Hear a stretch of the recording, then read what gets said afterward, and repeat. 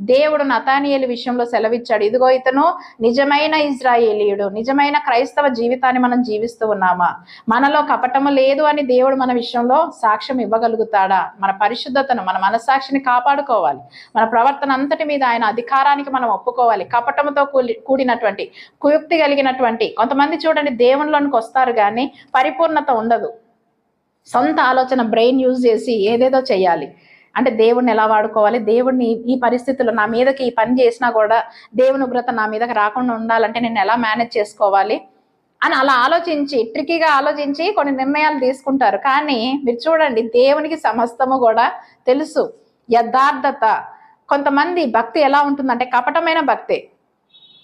దేవుని కూడా కొన్ని విషయాల్లో వాడుకునేటువంటి పరిస్థితుల్లోనే, హృదయపూర్వకంగా కాదు, నేను ఇది చేయకపోతే నాకు ఏ కీడు కలుగుతుందో అన్న భారముతో కూడిన మనస్సుతో వెంబడించేవారు చాలా మంది ఉంటారు. అది కాదు దేవుడు కోరుకునే.